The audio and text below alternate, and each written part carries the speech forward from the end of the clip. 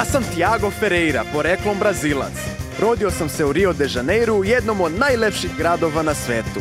Posljednjih 8 godina živim u Beogradu, u Srbiji, a prešao sam 10.000 km zbog jedne ljubavi koja nije potrajala. Ali otkrio sam novu strast i potpuno se zaljubio u Balkan. Od ljubavi se ne živi, ali od turizma da, a kad posao postane strast, onda je sve moguće. Sve čari Balkana ne mogu vam opisati rečima, ali mogu da vam pokažem.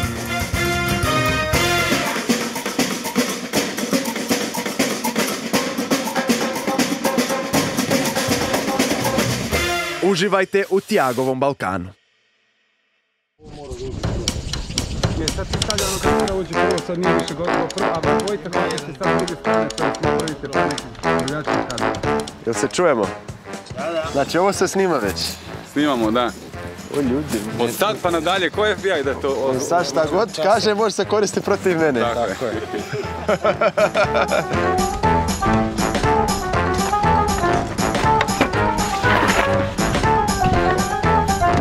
E pa ljudi, ovoliko opreme se nije vidjelo nigdje. Stvarno, ovo je nešto što nisam video ni u Srbiji, ni u Brazilu. Ovo prvi put ima samo na Balkan tripu. Eto, da znate odmah, ovo je, znači, najbolja ekipa, zamalo da padne tamo čovjek, a direktor produkcije, pazite, ne mogu da se zezam mnogo. Toliko opreme za GoPro. Ja ovo nisam stvarno, evo, vidio. Ovo ima jedno 50 kila, samo opreme. Može malo teretana, može malo... Kolega došao, vidim da je fit, pa možemo malo poslije da vidimo ko je jači, možemo neke sklekove. Izvini, brate, vidjet ćemo, ne znam. I samo mi fali jedna Balkan Trip maska, što, evo, nek bude, evo, kažem direktno kameri, može meni jedna, onako, fashion Balkan Trip maska da malo reklamiram televiziju, dok se čuvamo od korone. Mada, vidi, on je već drugi fazon, zaljubljen fazon sa srcem tamo u masku. Može i tako, devojka mu dala. Sve se snima, brate, joj. Hoćemo se pakujemo ili nećemo? Brate, vi samo čutite, ja ne znam više šta kaže, evo. Pa ajde, pričajte vi nešto, evo. Počeli da radi. Evo monolog ili priča i ekipa, može ekipa nešto da kaže. Ja ih sve prozivam, svi čute, znači ništa ne kažu. Ovo ljudi, Ne, ovdje, jedan, dva. A dobro, ja bi mogli da pomogne. Pa realno, šta sada se samo zezam?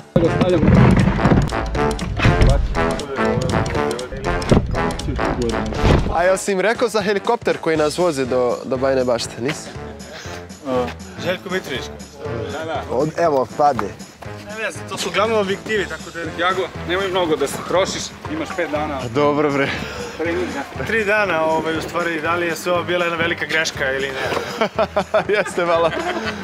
Možda se već sad kaje, možda se jutro probudio sa mišlju. Šta mi je ovo trebalo u životu? Tek će to da mu se ponavlja u glavi. Ajde, brate, pošto ovi samo snimaju, neće da pomognu. Ajmo mi, bre. Ne, ovo je monolog. Znači, monolog, Tiago priča kamerama, priča sam sa sobom i gleda ovako, pošto mnogo ima torbi. Ajmo brže malo.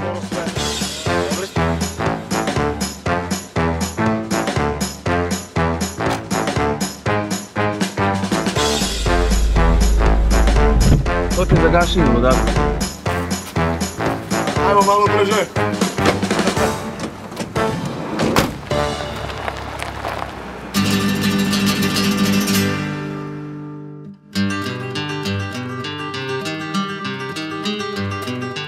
Evo, krenuli smo na put. Narednih 5 dana putovat ćemo po Srbiji, pa dokle stignemo. Ja sam uvek obožavao putovanja i zato sam, eto, i završio turizam, zato sam došao u Srbiju i ne bih mogao da kažem koje mi je omiljeno mesto.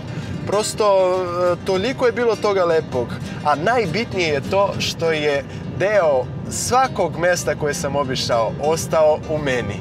I to su sećanja koje se ne zaboravljaju. Samo bih voleo jednog dana da mogu putovati po Brazilu onoliko koliko sam putovao po Balkanu. Nažalost nisam imao toliko prilike jer sam sa 18 godina sa prvim zarađenim parama došao u Beograd i to je bio eto doživljaj. I onda prosto mi je nekako ostalo u Brazilu puno mjesta da se vidi.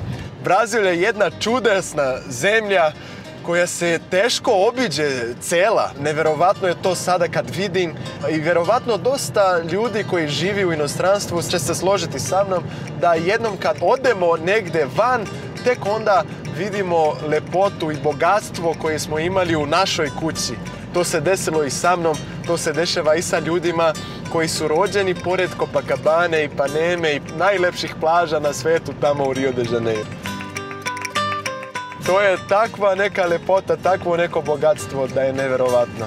Ali tek onda kad se istraži, kad se uđe u dubinu Brazila, kad se dođe do Pantanal, pa onda odemo do Amazonije, vozimo se čamcem, pa to je more, to su ostrva, to su divlje plaže, teritorija, ja mislim da je veća od cele Evrope. Pa onda možete da zamislite koliko treba sati avionom da se putuje od najjužnijeg nekog grada do najsevernije tačke. Zato treba da se ima i vremena, i vremena u ovom smislu. Znate kako, svako putovanje donosi nam nešto novo, neko novo znanje, nova poznanstva, a ja najviše volim ta sećanja, te uspomene koje se onda pretvaraju u lepe priče koje ispričamo posle po društvu našim dragim ljudima i uvek se smejemo i kao da se vraćamo unazad na to mesto. A evo, sada stižemo na jedno jako zanimljivo mesto. Malo ćemo napraviti pauzu, da se odmorimo, da nešto doručkujemo, a uskoro ćete vidjeti zašto sam baš to mesto izabrao.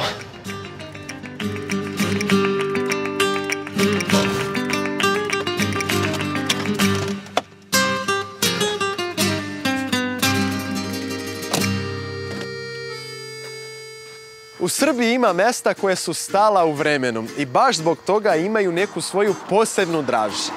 Doći do tih mesta nije uvek lako jer se često ne nalaze na turističkoj mapi, pa morate malo bolje da pogledate i da istražite. Evo, mi smo sad našli jednu divnu kafanicu gdje možemo da uživamo u predivnom ambijentu kako i unutra, tako i napolju. Ona se nalazi na Jablanici i okruženi smo prirodom sa svih strana. Pogledajte kako je ovo ovdje lepo.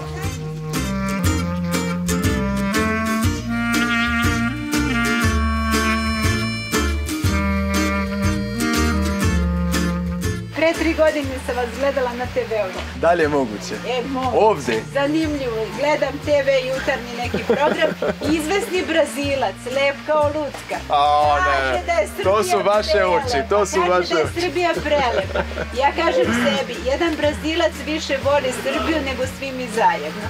Divan utisak, divan. Hvala puno, hvala puno. Uvijek ta sreća, dobrodošao. I ja sam oduševljen, eto, ovdje svaka čast kako ste ovo napravili, kako ste ovo osmislili da izgleda ovako na Jablanici i ovako atmosfera, ovakav ambijent.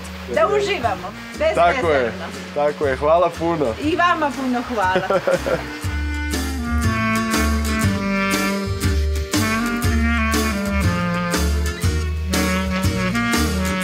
Pogledajte o čemu sam vam pričao.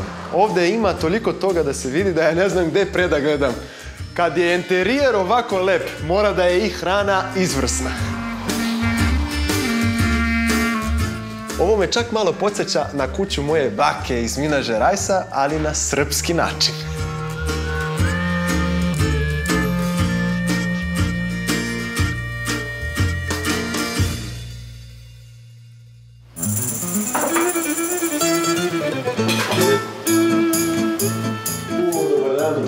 Dobar dan, dobrodošli. Kako to ja nisam ni naručio, već je nešto stiglo. Pa to se mi brinemo za vašu sitost. Ne morate ni da pričate. Ovako, znači imamo kozji sir sa sitno seckanom paprikom u teksturi, domaći paradajz, domaći naši brusketi i domaći ljuti sos. A sad ide glavni deo. Ovo je meni omiljeno. Ovo nam je ribić dinstan u crvenom vinu, poslužena kajma. Dalje, bonus. A ovo je svetski specijalitet, pa to ti... Čovječe, ja bi ovo jeo u nekom restoranu sa 5 zvezdica u nekom hotelu. Cenim da je tačno. Kao što se kaže, niko ne zaslužuje da jede sam, jel tako? Slažem se. Jel ima još ili možeš da sediš sada da se pridružiš? Mogu malo da se pridružim. Ovo ima previše hrane za mene. Slažem se i to. Izvanično da se upoznamo Tiago. Boško, drago mi je Tiago, dobro nam došao. Znači, ti si ovdje ne samo konobar, jel tako? I domar, i dežurni krivac i tako dalje, sve to, sve što treba. Znači, sve pohvale, a i kritike su upućene tebi. Pohvale i prosleđujem dalje, ne ide mi baš najbolje s pohvalama, nisam navikao na iste. Šalim se, jeste i za pohvale i za sve. Znači, usput se zove? Jeste, glavna stvar nam je u stvari taj put. Nalazimo se u selu Balinović, 11 km od Valjeva, na putu za Bajinu Baštu. Dobro, druže, kao što je rekao moj deda, priča mnogo prija, ali ajde da se poslužiš i ti. Samo eto da dovedem glavnog krivca za ovu celu situaciju, pa možemo onda polako. Ajde, ja jedva čekam da vidim ko je glavni krivac. Ljudi, pogledajte kako ovo izgleda, molim vas. Znači, ovo je show. Ne znam šta da vam kažem. Ovo vidi se, nisam još ni probao, ali vidi se da je domaće, vidi se da je ukusno i ovo može da se vidi samo po selima. Eto. Sad će glavni krivac da dođe. Pa mislio sam da sedimo malo da pričamo, da razgovaramo. Može tu. Ovdje. Znači, vi ste glavni krivac za ovo. Od mene je počelo, ajde da kažem. Međutim, od gostiju dobijam komplimente da je Boškov ribić još ukusniji. Evo ga čovjek. I pored toga što... Majka te samo hvali. To nije osnovna profesija, dakle, to je poenta. Znači, mi smo iz hobija napravili i posao, i uživanciju, i, ajde da kažem, biznis. Zar nije to najlepše? Pa, ja mislim da da. Sirće koje ima malo maline u sebi, recimo, isto može da se kaže, pozajmili smo flašicu, ali naše sirće, malo maline, malo vina. Znači, ovo je Boškov ribić. Boškov ribić. Onda recimo maslinovo ulje, dodamo te suvog paradajza, te nabranog divljeg origana. Tako, sve nešto što bismo i sami sebi priuštimo i gostima i podelimo. Pa i meni je drago što sam došao i već se osjećam tako dobro došlo. Baš tako. Nego mi recite ovako, Boško je možda dolazio ovdje dok su bake i deka bili tu, bio si vjerojatno jako mali, a Milena, vi ste već... imate sigurno neke uspomene i neke... Jeste. Ja sam pobegla kao sva seoska deca za školom, za Beogradom, za svetom i tako dalje, zatvorila krug pa se vratila. Niste htjeli da ostanete tamo u velikom gradu? Pa mislim i da jesam htjela, dobro je što sam se vratila. Eto, ljudi, hvala puno na svim pričama, drago mi je da se družimo, neću više da vas zadržavam, jer ovo izgleda fantastično, ja bih ipak malo i da jedem. Izvolite, prijatno uživajte. Hvala puno. Najbolje vam želim. Hvala vam puno. Hvala, uživajte. I eto, ljudi, to je to, kad dođeš negdje gdje su ljubazni domaćini, gdje ljudi bukvalno rade nešto što vole, služe, spremaju hranu sa ljubavlju, to izgleda tako. To ne može da bude loše i to je upravo ono što mi tražimo danas na ovom putovanju.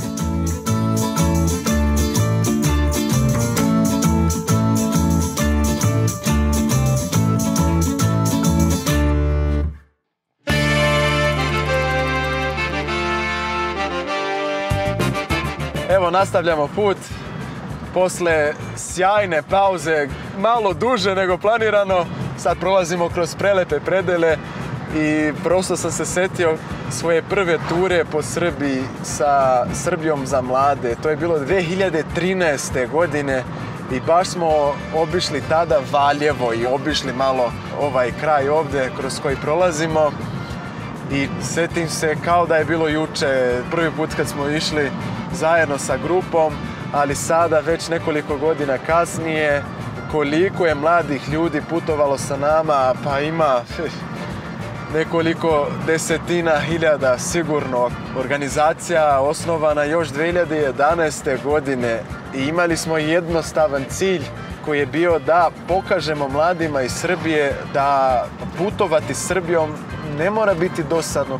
Srbija koja je nepoznata, Srbija koja skriva svakakva iznenađenja na svakom ćošku i upravo smo to uspjeli zato što smo gdje god smo išli uvijek dodavali neke sadržaje, kreirali događaje, tako da bi tim mladima na putovanjima ne bi bilo dosadno i danas imamo onako baš lep brand jer imamo dosta putnika koji su sa nama već godinama, koji nas prate, neki od samog početka, neki od malo kasnije, ali nevjerovatno je to koliko se novih prijateljstava rodilo na tim putovanjima, koliko novih ljubavi, bračnih parova, lepih priča, lepih uspomena.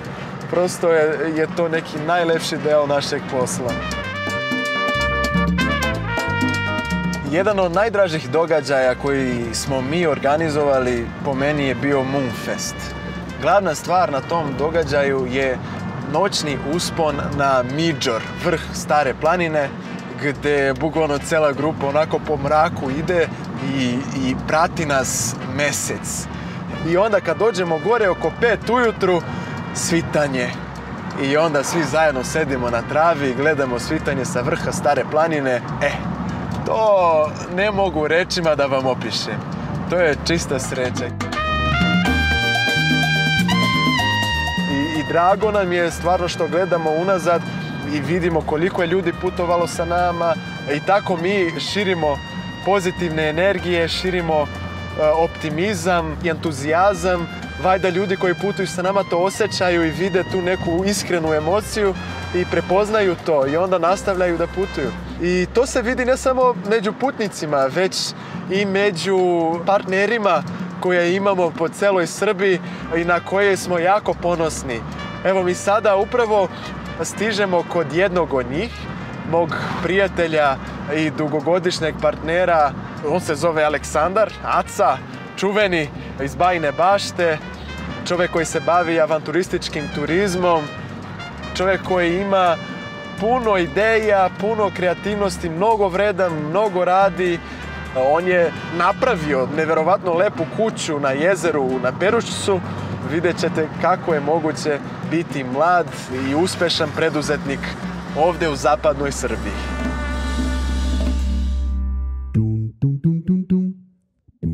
Jel snimate? Da. Znači, krenulo je. O, ljudi. Ma kakav dolazak, pa to ti je to što se priča, to ima samo na Perušcu.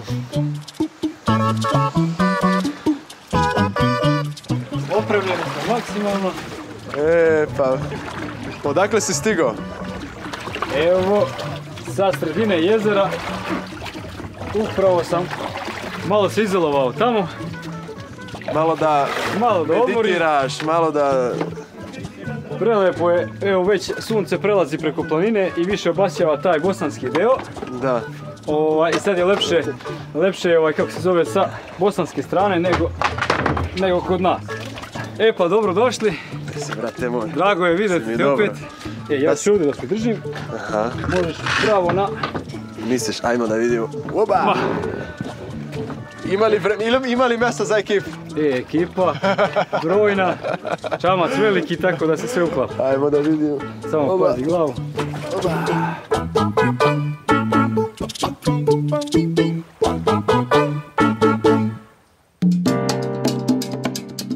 Pa, brate moji, mogu ti reći da prekad sam dolazio na Peručac, ja sam uvek ostao tamo na početku jezera i nisam imao pojma šta sve ima sa ove strane kad se ide malo dalje. I pozitivno sam iznenađen. Pa, iskreno ti kažem, nisi prvi.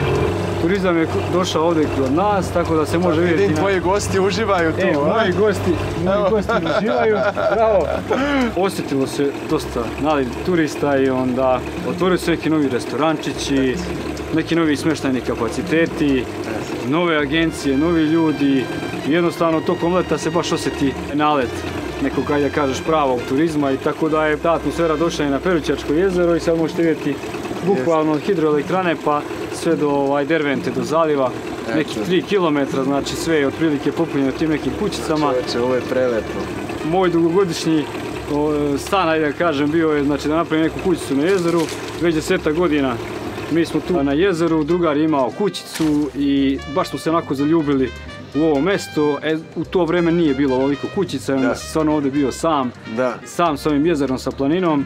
Baš je bilo neki raj na zemlji i tako ja napravih posle 5 godina maštanja o toj. Znači nije bio lak put do ostvarivanja ovog sna. Ti imaš i zanimljivu priču da preko zime radiš preko granice i pare koje zarađuješ tamo uložio si sve ovdje da kreiraš ovo tvoje. Eto, toliko je bila jaka ta želja za ajde kažemo, ostvarenjem tog sna. Ja sam bukvalno odradim ovdje letnju sezonu sa kajacima i svim tim šta nudim ovdje u Nacionalnom parku Tara i onda zimi nije toliko ovdje zauzeto sa turistima i onda ja pobegnem na sever Finske, bukvalno kao što si rekao, sve što se zaradi gore, taj neki malo srpski patriotski mentalitet, ajmo nazad u Srbiju, da nešto malo napravimo kod nas i tako godina za godinom i niče kuća, Boga mi na jezeru. Pa eto, znači najbitnije je realno imati ideju, volju, znači snage, ti si mlad, vredan, pametan, radiš. U Brazilu kad neko ume sve da radi, kad je on zmaj za nešto, mi kažemo você é o cara. Você u cara za avanturu. Šta ti sve, vrate, radiš ovdje što se tiče avanturizma? Ovdje je prvo avantura samo živjeti ovdje i biti na ovom jezeru i ovom nacionalnom parku. Pre svega. Sad, kad si tu lokalac i voliš te sve stvari i onda vidiš kako po nekim drugim mjestima ljudi iskoriste ovo sve što imaju, preko ajmo radimo isto što rade ljudi po tim prelepim destinacijama i onda su prvo krenuli sa tim nekim, pošto sam kajakaš, pa ajde kupimo par kajaka, pa krenemo sa kajacima, pa malo većih čamaca, te za regatu, te za ovako spusteve, malo opuštenije. A onda ovako sa drine splavariš i onda podigneš glavu pa sve gledaš na Taru, kao pa ajmo malo i na Taru i onda se popnemo na jedan, na drugi vidikovac, pa onda uvedemo neke pešačke ture, pa onda ako vodimo neku malo bržu varijantu, te neki planinski biciklizam, bukvalno Tara je za sve. Znači reka Drina bukvalno pasuje Taru sa 3 strane, a sa vrha planine se spušta milion nekih malih rečica koje su uklesale kanjone sa vrha planine sve do jezera, sve do reke i idealno mesto znači za kanjoning ture koje su, ajde kažem, najekstremnija varijanta, nešto što mi radimo. Tako da smo stvorili neku cjelinu da možemo ponuditi svakome. Od nekih najlakših splavarenja, kajaking tura na Drini, rentiranja opreme po jezeru, stand-up daski, kupanja na tim nekim našim skrivenim plažama što samo mi lokalci znamo. Tako da je nekako sve spojeno i naravno sad sa tim smještajem sve je nekako zaokruženo u neku jednu priču. Svaka čast pre svega na svestranosti, brate. A šta kažu gosti kad dođu ovdje, brate? Ja sam općinjen, ne znam da li svako tako reaguje. Pa dosta pre svega iznenađenja, prvo i nas iznenade, mi se iznenadimo što ljudi nisu znali da to postoji u Srbiji. Wow, šta je ovo kao, a mi kao, wow, kako niste znali za ovo? Ipak nismo toliko daleko ni od Beograda, ni... Onda vide i te kućice kao, pa jel tu može se spava, pa tu može se rentira, pa wow, pa mi možemo spavamo na vodi, pa jel može se kupa u jezeru, pa voda je 20 stepeni. 20 stepeni! I onda svi su već u vodi, ti ne staneš ništa više ako govoriš sa njima. Mi se iskreno nadamo da će to da se reguliše, da ne postane nešto prenatrpano ili čisto da se ne naruši princip koji vlada ovdje u Nacionalnom parku, jer posle ovih 3 km, da kažem, civilizacije, vi imate preko 40 km totalne divljine, znači kanjon Drine je nepristupačan za bilo koji pristup sem sa vode, tako da nema ni puta, nema ničega i sad se mi iskreno nadamo da će i ovo ovdje da se nekako reguliše, da bude u skladu sa nacionalnim parkom i da će onda svi biti zadovoljni. Znači i mi koji se bavimo turizmom, i turisti, i nacionalni park, i sva živa bića koje žive ovdje, da im čisto ne narušimo životnu sredinu. Bravo, sve si rekao, brate, svaka ti čast, slažem se potpuno.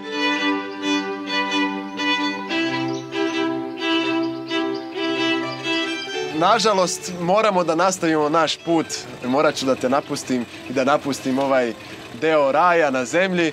Hvala ti puno, brate moj, na gostoprimstvu, a pre svega i na prijateljstvu, na saradnji, na bratstvu, na svemu, brate moj. Hvala tebi puno na posjeti. Mi smo ovdje dobri domaćini, tako da mi se uvijek obradujemo dobrim gostima i dobrim prijateljstvima i uvijek smo srećni kad ljudi odu srećni odavde. Tako, brate, vidjet ćemo se i družit ćemo se još 100 godina, eto. Da će Bog.